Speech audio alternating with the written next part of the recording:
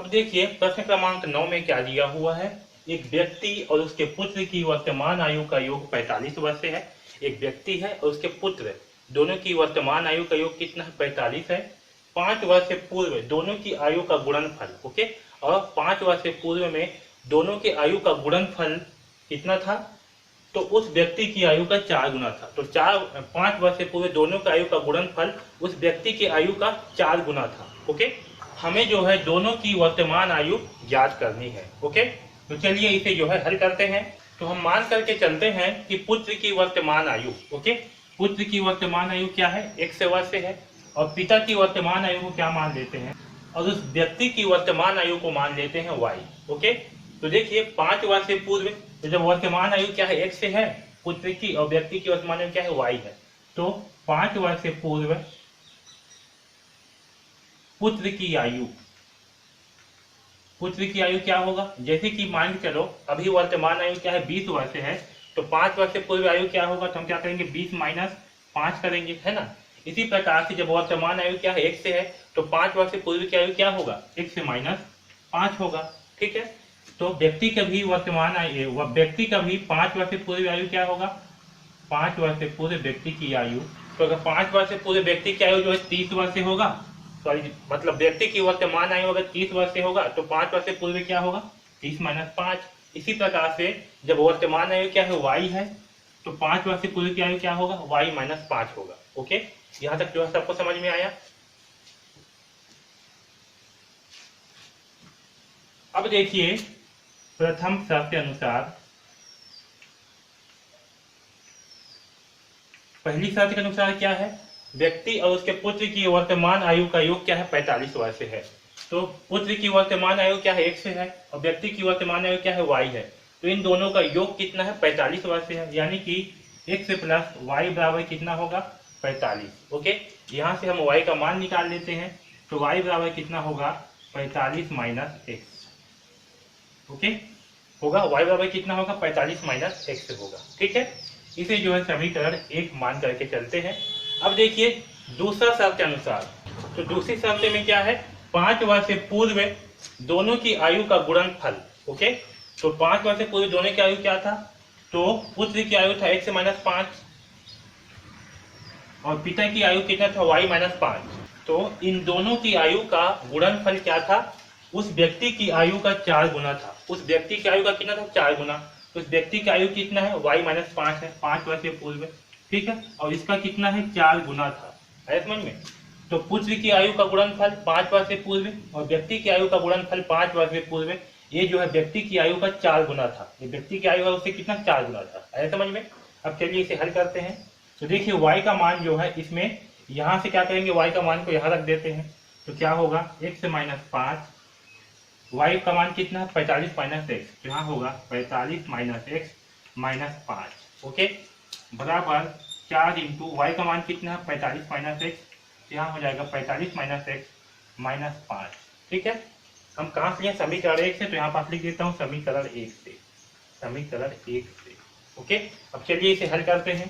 तो यहाँ होगा x इंटू 45 माइनस 5 का मान कितना होगा? 40। जब 45 में से 5 घटाएंगे तो क्या प्राप्त होगा? 40। तो यहाँ होगा x इंटू 40 माइनस एक्स। यहाँ पास जो है पहले लिख लेते हैं x माइनस 5 और यहाँ क्या होगा? 40 माइनस एक्स बराबर, जब 45 में से घटाएंगे 5 तो क्या प्राप्त होगा हमें? 40। तो यहाँ भी आएगा 40 माइनस एक्स। ओके, अब इन दोनों का क्या होगा? आपस में गुणा होगा। तो यहाँ होगा x इंटू 40 माइनस एक्स और minus 5 into 40 minus x. Okay, यहाँ बराबर 4 चौक 16 यानी कि 160 जब बुरा होगा तो, और 4 इंटू माइनस एक्स तो क्या होगा? Minus 4x। ओके, अब चलिए इसका भी जो है आपस में हम गुणा कर लेते हैं। तो x इंटू 40 तो कितना होगा? 40x। तो यहाँ 40x और x इंटू माइनस एक्स क्या होगा? तो माइनस एक्स का वर्ग होगा। ओके, इसी प्रकार से माइनस 5 इंटू 40 तो क्या होगा? 5 चौक 20 यानी कि माइनस 200 और माइनस इंटू माइनस ये हो जाएगा धन। 5 इंटू एक्स तो होगा 5x।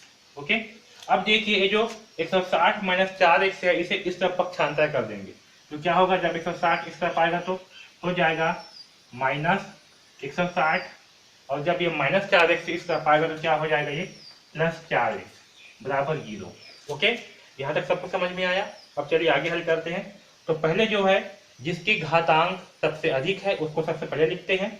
यहाँ पास x का घातांक सबसे अधिक है, x की घात में क्या है 2, इसे जो है सबसे पहले लिखते हैं। तो यहाँ आएगा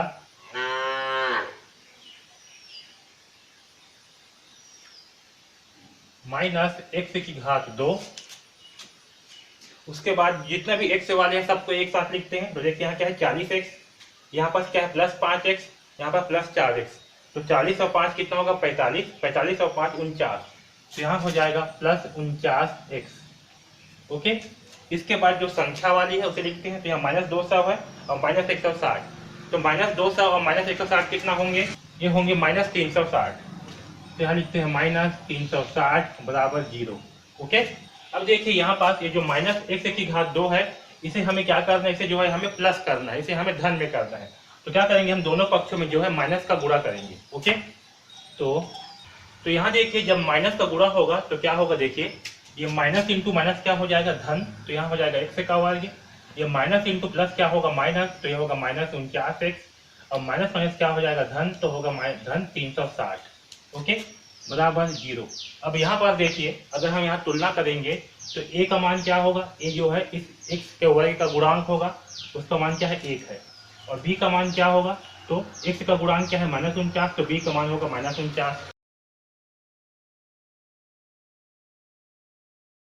और c का मान क्या होगा 360। ओके, तो यहाँ से अगर हम ac का मान निकालेंगे तो क्या होगा 1 इंटू 360, यानी कि हमें जो है 360 प्राप्त होगा।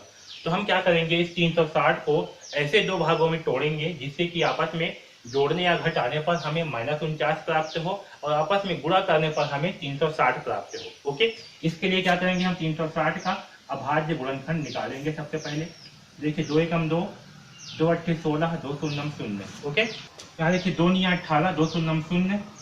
फिर 2 से करेंगे 2 चौक 8, 1 बचेगा 2 पंचे 10। 3 से करेंगे 3 एकम 3, 3 पंचे 15, 3 पंचे 15 और ये 5 एकम 5। ओके, तो देखिए हमें क्या प्राप्त होगा 2 into 2 into 2 into 3 into 3 into 5। Okay, तो यहाँ से देखिए अगर हम 3 तिहाई 9 करते हैं और 3 पंचे 15, 5 दूनी 10, 10 दूनी 20, 20 दूनी 40। तो अगर -40 और -9 करते हैं तो हमें क्या प्राप्त होगा, इन दोनों को आपस में जोड़ने पर -49 प्राप्त होगा। और अगर गुणा करेंगे तो हमें जो है 360 प्राप्त होगा। ओके, तो हम जो है इस -49 के स्थान पे क्या लिखेंगे, -40 -9। ओके, आया समझ में। तो चलिए हल करते हैं। ये वाला पार्ट जो है इसे मैं आपको समझाने के लिए बताया हूँ, आप इसे नहीं लिखोगे तब भी चलेगा। ओके, तो देखिए यहाँ पास क्या होगा, x का वर्ग इस -49 के स्थान पे क्या होगा -40 -9। ओके, इंटू x प्लस 360 बराबर 0। ठीक है, यहाँ पास धन चिन्ह से लगाया हूँ क्योंकि मैं -49 के स्थान पे क्या लिखा हूँ -40 -9। आया समझ में। तो यहाँ देखिए x का वर्ग -40 इंटू एक्स क्या होगा -40x, -9 इंटू एक्स क्या होगा -9x। ओके, प्लस 360 बराबर 0। अब देखिए इन दोनों में हम क्या कॉमन निकाल सकते हैं। तो यहाँ पास जो है इस x का वर्ग को लिख सकते हैं x इंटू एक्स, यहाँ लिख सकते हैं 40 इंटू एक्स। ओके, इसी प्रकार से यहाँ लिख सकते हैं 9 इंटू एक्स और 360 को हम लिख सकते हैं, क्या लिख सकते हैं 9 इंटू 40। ओके, तो यहाँ पास जो है इसे 9 इंटू 40 लिखते हैं। ओके, 9 इंटू 40 का मान भी कितना आएगा 360 आएगा, तो इसे हम 9 इंटू 40 लिखते हैं। ओके, अब देखिए इन दोनों में क्या हुआ है निश्चय है, तो यहाँ भी एक्स है और यहाँ भी एक्स है। ठीक है, देखिए जो 360 है इसे हमें ऐसे तोड़ना है कि क्या हो यहाँ से कॉमन निकल सके, है ना। इसलिए हम क्या किए 9 इंटू 40 में तोड़े हैं, क्योंकि यहाँ पास भी क्या है 9 इंटू 40 है, इसलिए यहाँ भी क्या कर दिए हम 9 इंटू 40 कर दिए। आया समझ में। तो यहाँ से क्या कॉमन आएगा x, तो x को जब कॉमन निकाल लेंगे तो यहाँ पर क्या बचेगा, यहाँ बचेगा x, यहाँ बचेगा -40। ओके, अब देखिए इन दोनों में क्या कॉमन आएगा, तो यहाँ पास है 9, यहाँ भी 9 है, तो हम यहाँ से क्या करेंगे -9 कॉमन निकालेंगे, क्योंकि यहाँ पास क्या है माइनस है, हमें जो है ये वाला पार्ट जो है धन में चाहिए, x किस में चाहिए हमें धन में चाहिए। तो यहाँ से हम -9 कॉमन निकालेंगे, जब -9 यहाँ से बाहर आएगा तो यहाँ पर क्या बचेगा x बचेगा, और यहाँ पर धन है तो यहाँ पर क्या हो जाएगा माइनस, क्योंकि हम यहाँ से क्या की है माइनस कॉमन निकाल ली है, और 2 माइनस का गुणा होगा कि क्या बनता है धन बनता है, और जब एक माइनस यहाँ से बाहर आ गया तो यहाँ पर क्या बचेगा एक माइनस बचेगा। ओके, इसलिए यहाँ पास होगा माइनस, यहाँ क्या बचेगा 40। ठीक है, बराबर 0। अब देखिए यहाँ से 1 से -40 को हम फिर कॉमन निकालेंगे तो हमें क्या बचेगा, यहाँ पास 1 से -9 प्राप्त होगा बराबर 0। ओके, और जब यहाँ से हम 1 से -40 वाले पार्ट को हल करेंगे, इस वाले पार्ट को, तो यहाँ पास क्या होगा, 1 से -40 बराबर 0 होगा, और यहाँ से हम 1 से का मान प्राप्त होगा 40। ठीक है, और देखिए जब हम इसे हल करेंगे 1 से -9 बराबर 0, तो यहाँ से हम 1 से का मान प्राप्त होगा 9। और देखिए यहाँ पास इस प्रश्न में 1 से का मान क्या है, तो पुत्र की वर्तमान आयु क्या है, 1 से है।